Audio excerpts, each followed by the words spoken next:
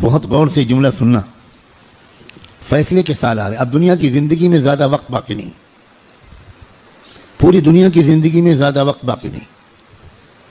اب فیصلے کے دن آ رہے ہیں.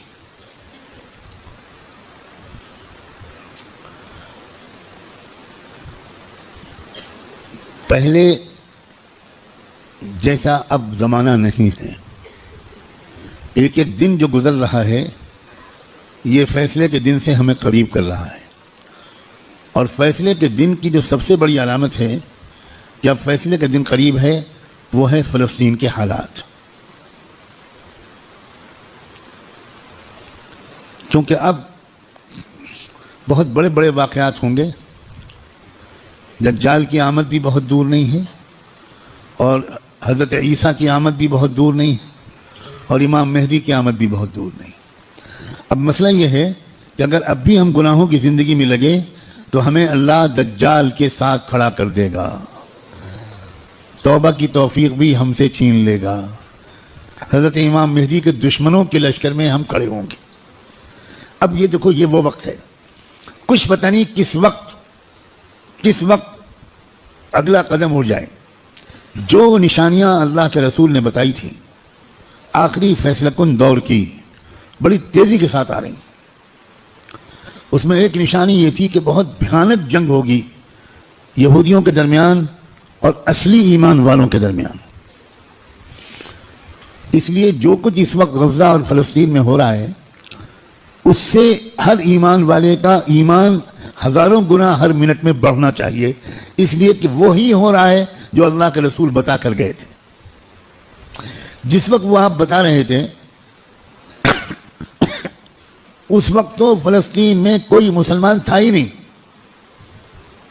اور آپ یہ بتا رہے ہیں کہ ایک بھیانک جنگ ہوگی، خطرناک جنگ ہوگی، یہودیوں اور ایمان والوں کے مابین ایک خطرناک جنگ ہوگی. آپ بتا رہے ہیں کہ ایک علاقہ ہوگا جہاں سچے پکے مومن جان دے رہے ہوں گے اور جان لے رہے ہوں گے، قربانیاں دے رہے ہوں گے. مسجد اقصیٰ کی حفاظت میں نوجوان جوک در جوک شہید ہو رہے ہوں گے.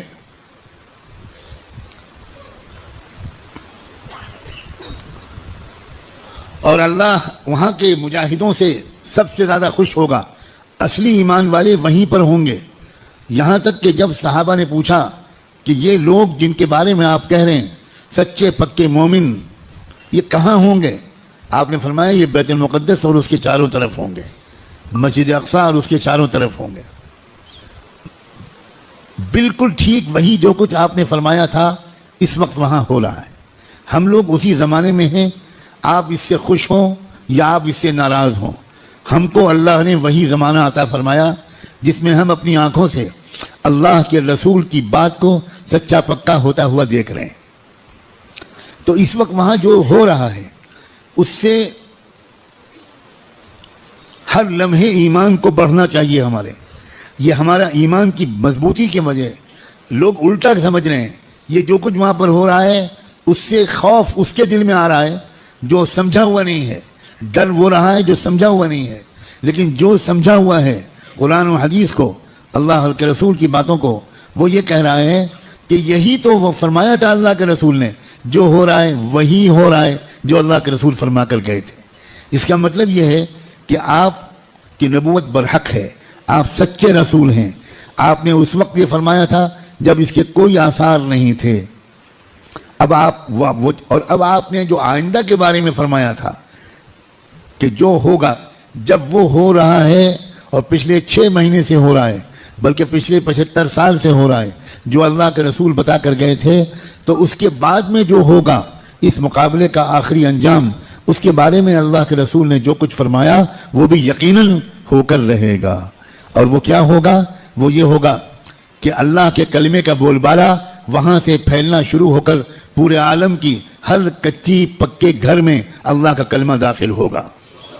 پوری زمین پر انصاف کا نظام قائم ہوگا، اللہ کا حکم چلے گا، باطل ٹوٹے گا، حق کا غلبہ ہوگا. ایمان والوں کو اللہ تعالیٰ عزت، حکومت، اقتدار، طاقت، غلبہ دیں گے. ان کی قربانیوں کے انعام کے طور پر ضرور دیں گے. اور پھر دجال کا قتل ہوگا، دجال سے چھٹکارا ملے گا، پوری دنیا میں لا يبقى بیت مدر ولا وبر الا وتدخل فیہ کلمۃ الاسلام بعز عزیز او بذل ذلیل۔ اللہ کے رسول کی حدیث کے الفاظ ہیں کہ کوئی کچا پکا گھر یا کوئی خیمہ ایسا نہیں بچے گا جس میں اللہ کا کلمہ داخل نہ ہو جائے، طاقت کے بل پر یا قبول کر کے داخل ہو کر رہے گا۔ اس لیے لوگوں، یہ بہت چوکنا رہ کر جینے والا زمانہ ہے۔ اگر اسی طرح غفلت میں رہے جس طرح اب تک جی رہے ہیں تو ہمیں خبر بھی نہیں ہوگی، اور اللہ کی طرف سے فیصلہ ہو چکا ہوگا کہ اس نالائق، فاسق، فاجر، خطاکار، گنہگار مسلمان کو میں دجال کا ساتھی بناؤں گا۔ یہ امام مہدی کا ساتھی نہیں بنے گا، یہ حق کا ساتھی نہیں بنے گا، یہ سچ اور انصاف کا ساتھی نہیں بنے گا، یہ مظلوموں کا خادم نہیں بنے گا، یہ ظالموں کا ایجنٹ بنے گا، یہ ظالموں کا مخبر بنے گا، یہ ظالموں کا دلال بنے گا، 4 پیسے کے لیے تھانے پہ جا کر مخبری کرے گا۔ یہ فیصلہ کسی لمحے ہم میں سے کسی کے بارے میں ہو سکتا ہے۔ یاد رکھنا، میں نے اللہ کی توفیق سے اپنی بساط کے مطابق بہت لمبی بات کو چند جملوں میں سمیٹ کر آپ کے سامنے رکھ دیا ہے۔ قسم کھا کے کہتا ہوں، اس میں ذرا بھی مبالغہ نہیں ہے، فیصلے کا دن قریب ہے۔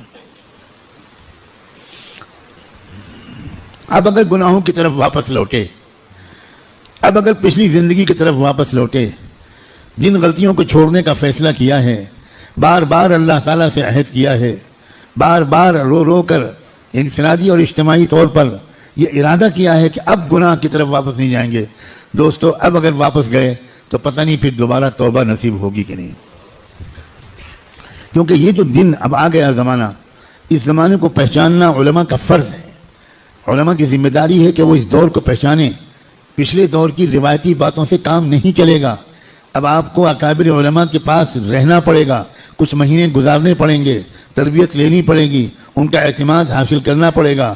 جب اعتماد ہوگا تب وہ آپ کو خاص باتیں بتائیں گے، تب وہ آپ کو اپنے سینے کا علم منتقل کریں گے، تب آپ کو وہ امانت سونپیں گے، آپ کو ایک ذمہ داری سونپیں گے کہ بھئی کس طرح امت کے عوام اور خواص کو، امت کے مردوں اور عورتوں کو، اور خاص طور پر امت کے نوجوانوں کو کس طرح سنبھالنا ہے۔ سب سے زیادہ بنیادی بات اس وقت مجھ کو اپنے سے بھی کہنی ہے اور آپ سے بھی، وہ ہے استقامت۔ اب جمنا ہے، کہو انشاءاللہ۔ اب تقوی پر جمنا ہے، اب اللہ کی اطاعت پر جمنا ہے، اب گناہوں سے دور رہنا ہے، اور جیسے کوئی غلطی ہو جائے سب کام چھوڑ کے اللہ سے معافی مانگنی، دیر نہیں کرنی، کیونکہ پل پل یہ خطرہ ہے۔ جو واقعی زمانے کے تقاضوں سے واقف لوگ ہیں، وہ ہر وقت ان کا دل اس وقت فلسطین کی طرف لگا رہتا ہے، اور اس لیے کہ وہ بار بار تازہ ترین وہاں کی خبریں جاننا چاہتے ہیں کہ کہیں دجال آ تو نہیں گیا، کہیں کوئی ایسا دعویٰ تو نہیں ہو گیا۔ یہ غفلت کے ساتھ زندگی کے دن نہیں ہیں، غفلت کے ساتھ گزارنے والے دن نہیں ہیں، یہ بہت ہوشیاری کے دن ہیں۔ اور یہ بھی یاد رکھنا، الٹے سیدھے مقرروں اور مولویوں، الٹے سیدھے جو اپنے آپ کو عالم کہتے ہیں اور ہیں وہ جاہل، ان کی باتوں کے چکر میں مت آنا۔ وہ طرح طرح کی باتیں تم کو بتا کر تم کو غلط راستے پر لے جائیں گے۔ جو سچے پکے اکابرین ہیں، بڑے بڑے بزرگوں کی صحبت یافتہ، قرآن مجید کے مفسر، قرآن کو گہرائی سے سمجھنے والے، اللہ کے رسول کی منشا کو سمجھنے والے، پوری زندگی کے 24 گھنٹے اللہ کے دین کی خدمت میں گزارنے والے، جن پر وقت کے سارے بزرگوں نے اعتماد کا اظہار کیا، ان کی بات ماننا ہے۔ ورنہ سوشل میڈیا پہ جاؤ تو 50 انجینئر ملیں گے، اور 50 ڈاکٹر ملیں گے، اور 50 طرح طرح کے لوگ ملیں گے جو اسلامی پروگرام چلا رہے ہیں۔ ہمارے نوجوانوں کو نہیں معلوم کہ